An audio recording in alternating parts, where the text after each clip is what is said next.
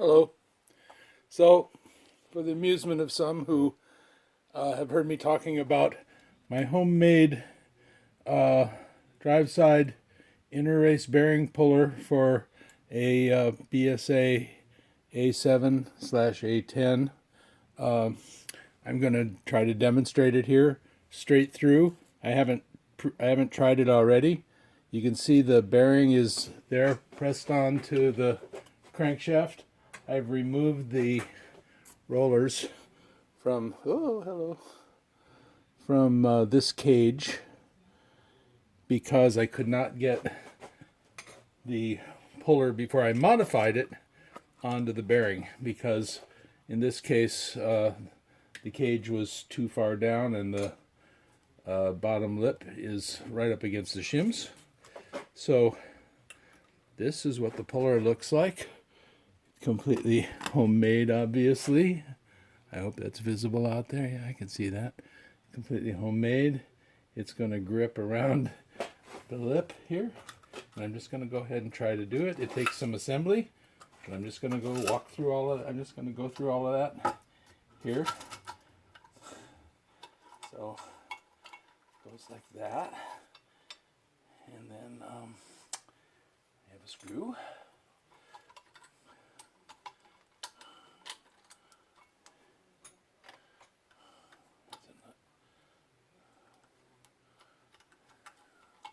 So if this fails in this demonstration, well, maybe there's no posted video, but I think it's going to work. The plates on the bottom of my puller are actually made from a door hinge. So there's that. Then I put this on here, like that. Make sure I get that about even. Okay, let's see. I gotta look at the video and see if things are looking like you can see what's going on. So now, what I do is I tighten down the screws on top, the nuts on top, like this.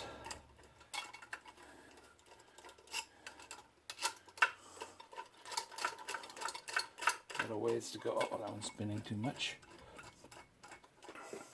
Yeah, this is going to be, as I said, by the way, for those of you who talk to me on the BSA A7, A10 forum, as I said, there'll be a lot of fumbling, and now that I think about it, mumbling to try to get this done. And hopefully it's going to just work straight off. Yeah, it's starting to give some force. This is probably not as even force as a commercially made puller, but hey, after all, all we're trying to do is get the thing off. Well, we know it's not loose on there because I'm already starting to put some force on.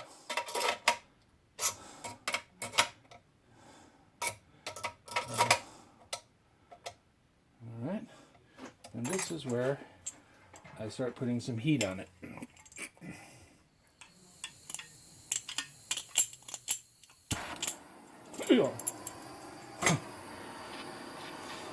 going to put some heat on. Maybe a little bit.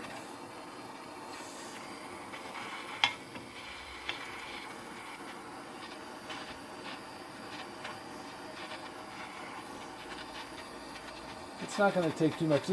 If you're not following the A7, A10 forum, my problem is here that I calculated my shim stack too tightly, and I basically have 0 end float when my crankcase is all together, and I didn't want just 0 end float.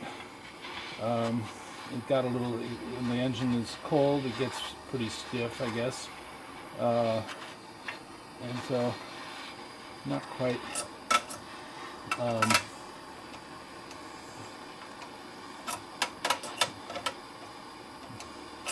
the recommended way to go, I think.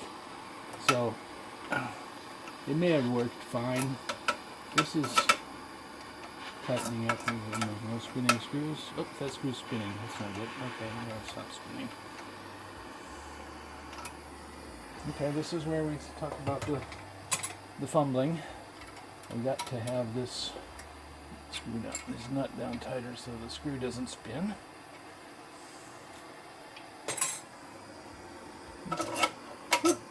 Fire in the hole.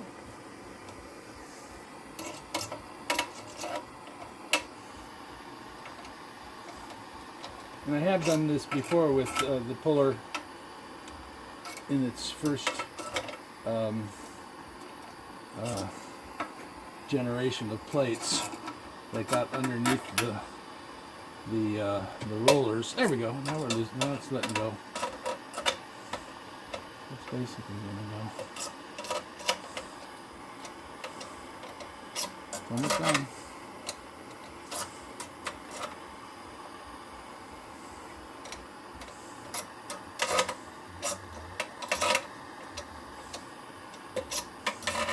I'm using my my hand torque, my hand strength to determine how even or uneven the tension is on each screw. Not all that even, but it's going to come off anyway. Almost off.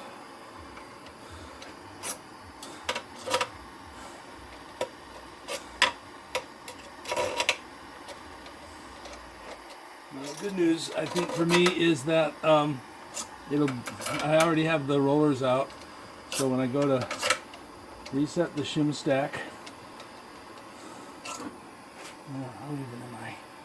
When I go to reset the shim stack, I don't have to put the rollers back in. I can test it. There we go. We're done.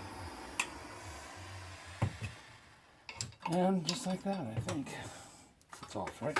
Oh, it's not off. It just released a little bit.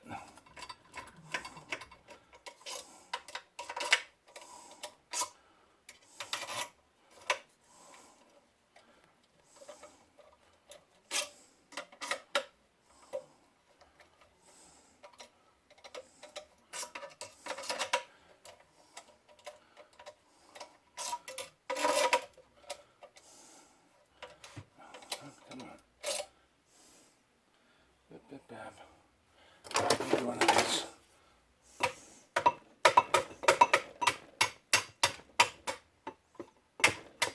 Fumbling and bumbling.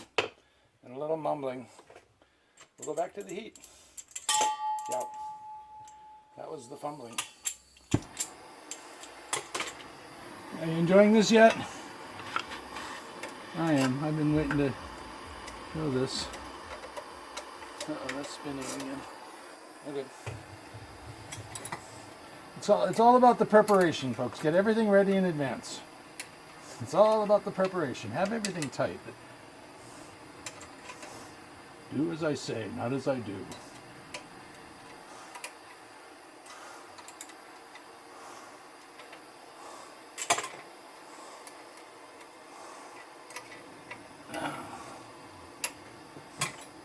It's gonna happen. So anyway, to the question of is the bearing a loose fit on there? No, it's not. And I'm not asleep to the point that it's probably not the best thing that it's coming off. Teeter, but it's going to be off, and it hasn't caused me trouble in the past. My A10 is running just fine, and I've done it this way a few times. So it's fighting me a little. And it's all about the failure to pre-tighten the screws. It's not like I think anybody's going to replicate this, but I need to give instructions. Bingo! But there you go, because I've talked about it way too much and now it's done. So I can later on, it's late at night tonight, so I'll leave that at that. I won't play with the shim stack today. But next thing is I'll have it right, and I'll be able to put the engine in the frame. And in fact, I'm gonna, I don't know how much of my messy shop you saw during all of this. Hopefully not more than I want to expose.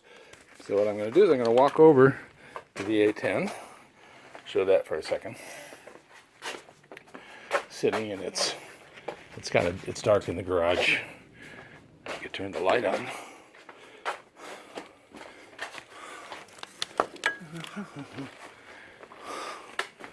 So that would be the zoom out. That would be the A10, which, if you're on the forum, you've seen it many times. So I can't really get a great angle here because it's in the corner of the garage. Alrighty. Well, thanks for listening. Adios. Bye.